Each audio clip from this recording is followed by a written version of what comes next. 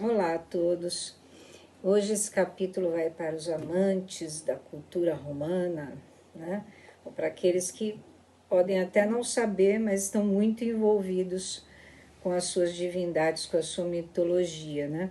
Não sei se vocês sabem, mas eu sou astróloga, me especializei na vertente kármica da astrologia, mas dentro da astrologia moderna, a gente não encara, por exemplo, Saturno, né, que é uma divindade romana, advinda de uma divindade grega, que era Cronos, como algo maléfico. Então eu trouxe ele aqui para estar conosco hoje, na forma do meu maguinho, meu velhinho sábio, e um dos sinais mais associados a ele, que é a ampulheta, ou os relógios, né, são os medidores do tempo. Então, aqui a gente tem Saturno, nada maléfico dentro da astrologia moderna, ele é um parceirão, né?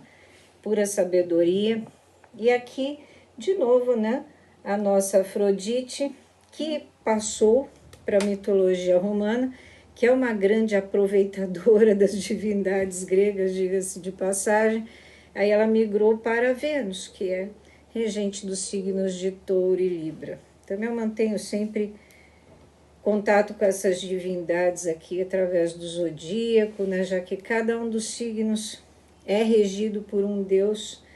Mercúrio, que foi Hermes na grega, é Mercúrio na romana, a Vênus, o próprio Júpiter, que era Zeus. Então, a gente está sempre envolvido com essa energia, com essa vibração. Deixa eu pendurar aqui a minha mandalinha para manter o nosso clima mágico aqui para a leitura do capítulo de hoje. Capítulo 5, Roma. A Roma antiga era um lugar curiosamente cosmopolita. Em várias épocas durante sua história, divindades do Egito, da Grécia, da Pérsia e de certos outros países mediterrâneos foram cultuadas no Império Romano. De início, em Roma, muito desse culto era realizado em segredo. Entretanto, quando o imperador Caracalla removeu todos os empecilhos legais ao culto de divindades estrangeiras, a natureza religiosa de Roma mudou rápida e dramaticamente. A aceitação de divindades estrangeiras em Roma logo espalhou o seu culto através do Império Romano. Ísis é um bom exemplo. A deusa egípcia foi primeiro introduzida em Roma, vinda da Grécia. Logo depois, altares e santuários para Ísis surgiu na Grã-Bretanha, França, Alemanha, Suíça, Espanha, Chipre, nas ilhas Cíclades e Ilhas Baleares e ao longo da costa norte da África, em virtualmente cada país que caiu sob a espada de Roma. Né? Parece que eles conquistavam e colocavam Ísis lá. Enfim. Subtítulo: Sonhos. Muito do que foi dito sobre os sonhos na Grécia também se aplica a Roma. Um pesquisador escreveu que os romanos eram viciados em todas as formas de adivinhação. Isso se estendia à interpretação de sonhos. Alguns sonhos eram inspirados pelas divindades. A incubação em templos era largamente usada. A importância que a Roma antiga conferia aos sonhos pode ser demonstrada por uma lei proclamada pelo imperador Augusto. A lei dizia que qualquer pessoa que tivesse um sonho referente a Roma deveria contá-lo em público no mercado, apenas para o caso de o sonho conter algum aviso divino para o imperador ou para a nação. Curioso, não?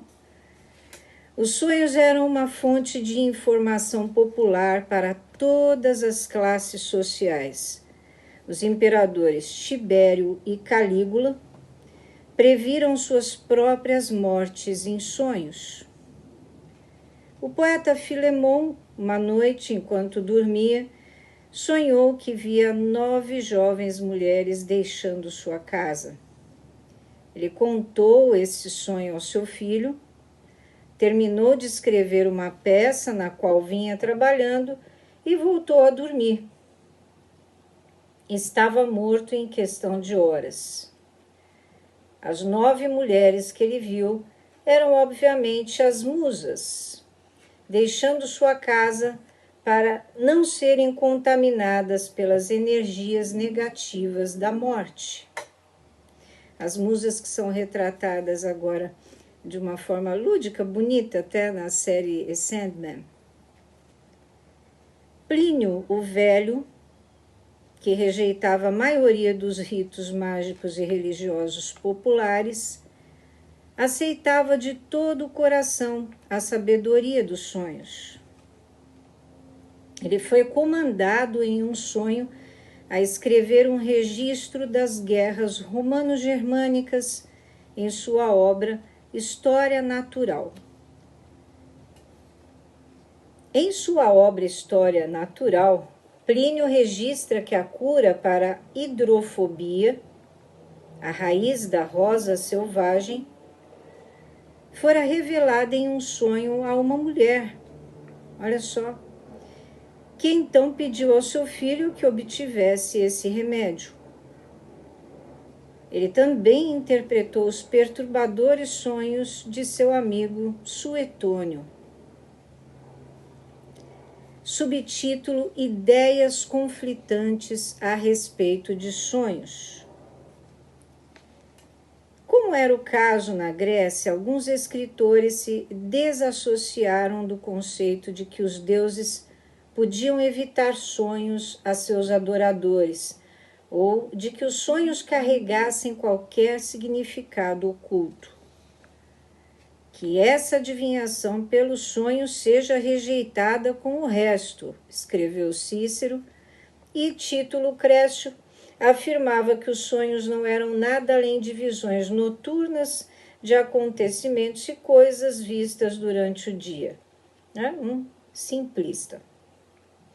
Os filósofos, entretanto, são famosos por tentar se desassociar das atitudes religiosas populares de suas épocas, e então não podemos considerar que tais crenças fossem muito difundidas. Galen, o grande médico, que dedicou grande parte da sua vida a combater as atividades supersticiosas dos romanos, tinha ideias um tanto quanto ambivalentes a respeito do poder dos sonhos. Aos 17 anos, ele teve um sonho que o convenceu a voltar as costas à filosofia, dedicando-se ao estudo da medicina. Apesar do fato de que ele não acreditava que uma doença pudesse ser diagnosticada por meio de sonhos, escreveu que sonhos frequentemente o conduziam a tratamentos efetivos. A maioria dos romanos, entretanto, via os sonhos como mensagens divinas. Templos de oráculos de sonhos foram usados desde os primeiros tempos de Roma, mas sua popularidade aumentou 100 vezes quando o culto ao deus grego Asclépios foi oficialmente introduzido em Roma. Quando uma peste severa devastou Roma, em 293, antes da Era Comum, foi pedido a Asclépios que pusesse fim a ela. Seu culto em Roma começou nesse ano, e por volta de janeiro de 291 antes da Era Comum, seu templo na Ínsula Tibéria foi formalmente dedicado. Logo, Templos de Asclépios podiam ser encontrados em qualquer lugar do Império Romano. Subtítulo: Incubação de sonhos. A incubação de sonhos romana muito se assemelhava às práticas gregas. Os templos de inspiração construídos para esse uso ficavam situados próximos a rios e fontes, e sua função primordial, se não a única, era o diagnóstico e tratamento de doenças. Aqui, é óbvio, o autor não comenta, mas o elemento água é um dos que mais colaboram na indução do sono e aos sonhos. Os procedimentos familiares eram seguidos: visita ao templo, purificação, oferendas ou sacrifícios, preces, sono, interpretação, diagnósticos e, quando apropriado, prescrições de cura. Uma classe especial de empregados do templo, conhecidos como os Necori, eram os intérpretes dos sonhos. Os Necori, ou Necori, aparentemente também eram médicos. Subtítulo: Divindade de sonhos. Antes da difusão das divindades estrangeiras, Roma honrava várias deusas e deuses nativos que realizavam funções similares. Desta vez, Fauna ou Faula e Faunus são os de maior interesse. Fauna era uma antiga deusa, uma deusa da agricultura italiana, uma personificação da terra rica e fértil. Ela era cultuada por mulheres e altamente reconhecida como doadora de oráculos de sonhos. Fauna era também a que concedia saúde. Descrita como irmã ou esposa de Faunus, seu culto associou-se ao de Ops, terra, e Bonadea.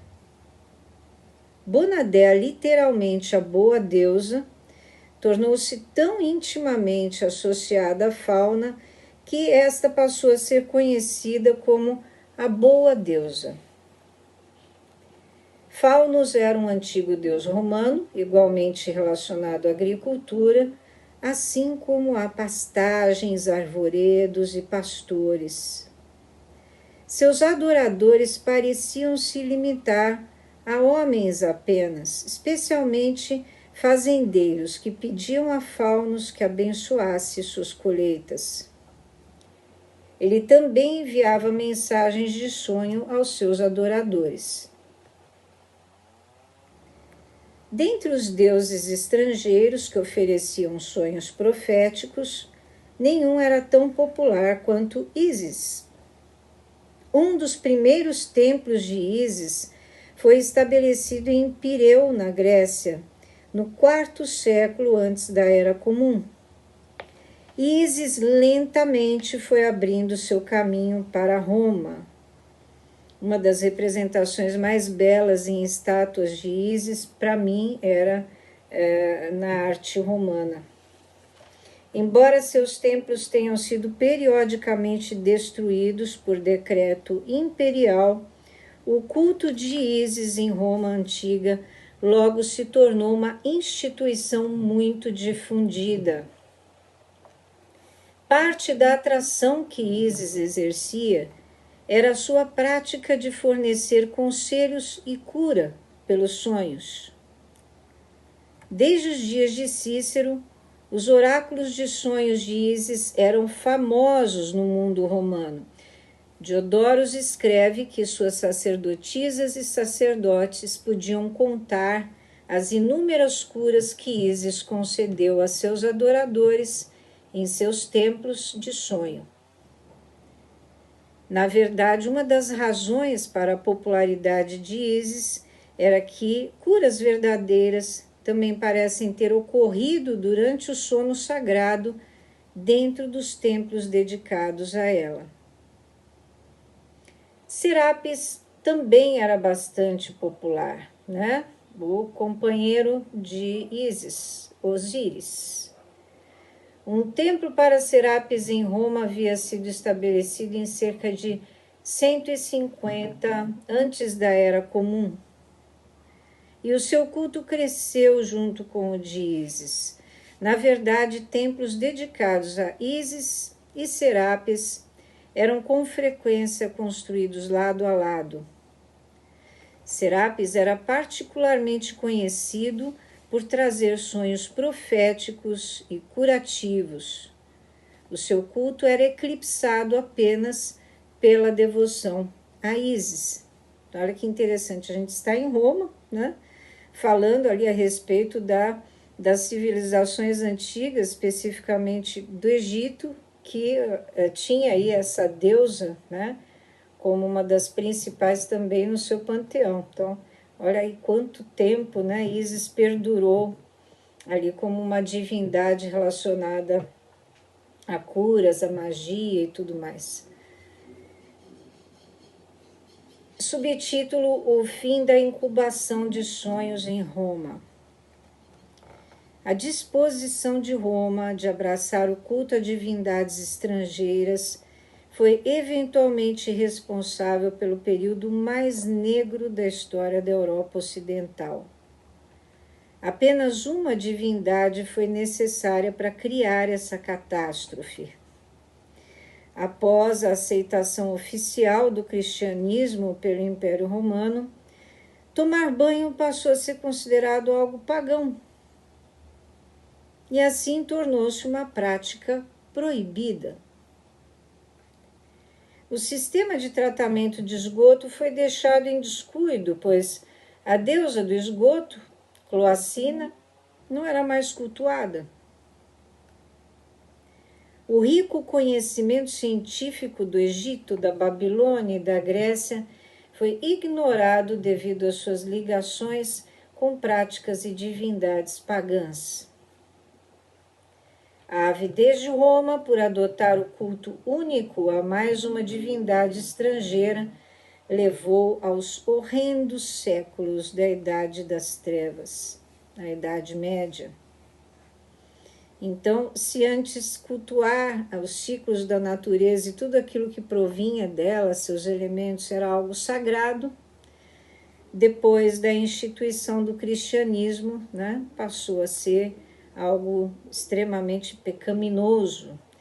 E com isso tudo, né, não só, eu penso que foi feito ali uma lobotomia, né, a gente pode dizer assim, no ser humano, para que apagasse essa influência das divindades antigas, como também se desconectou, né, Deus, a igreja e tudo mais da natureza.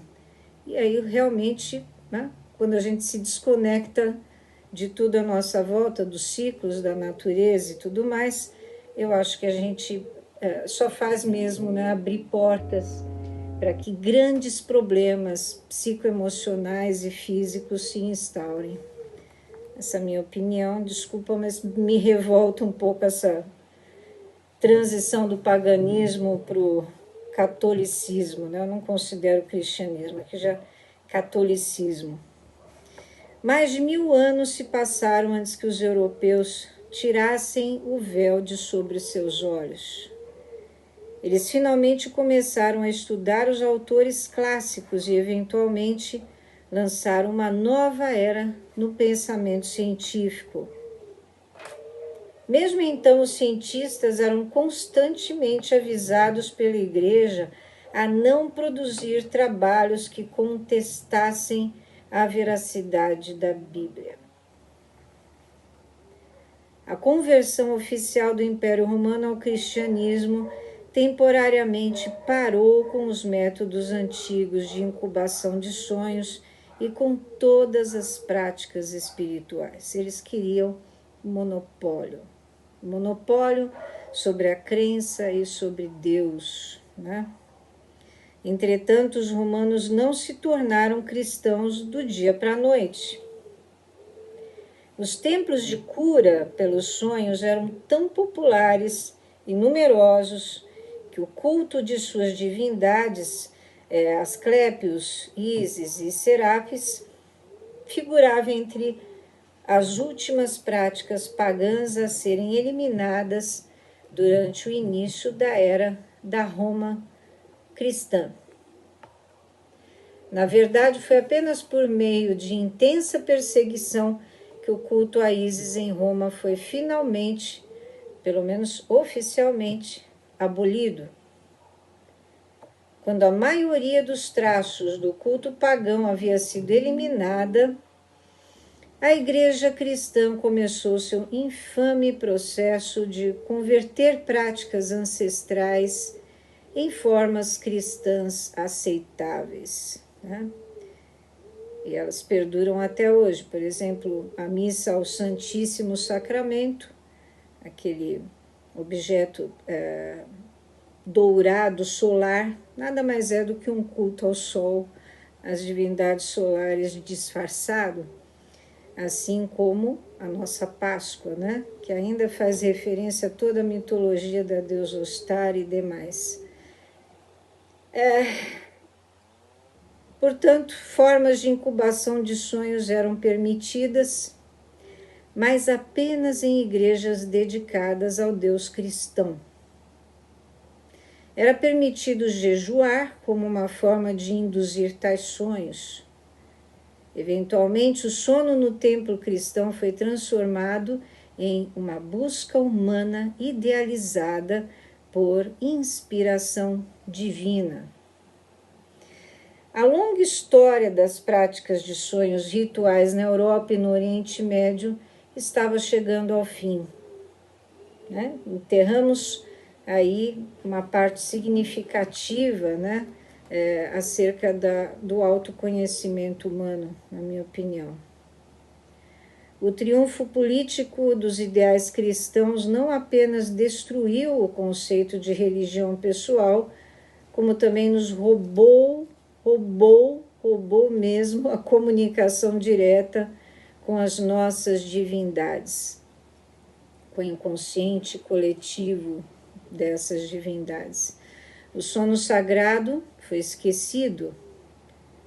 Deusas e deuses abandonados às suas realidades divinas.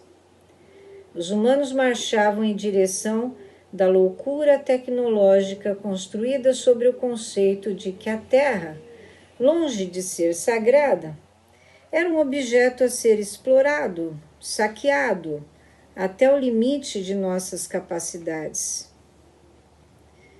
Apesar de a humanidade ter permanecido curiosa a respeito dos sonhos, ela esqueceu a mais importante dentre suas muitas fontes: as divindades que cuidam de nós durante a noite. Elas continuam existindo e vêm para mim assim de uma forma, né, como uma enxurrada por parte dos meus clientes. Que bom, né? Nem tudo foi tirado de nós. Então aqui a gente encerra mais esse capítulo. Eu espero que vocês tenham gostado. Deixem sempre seus comentários aí, podem criticar, realmente, né, não me afeto com um tipo de crítica, mesmo que seja bem negativa. Podem elogiar, podem enriquecer aquilo que a gente abordou aqui, tá? Fiquem sempre à vontade. Um grande abraço, até a próxima.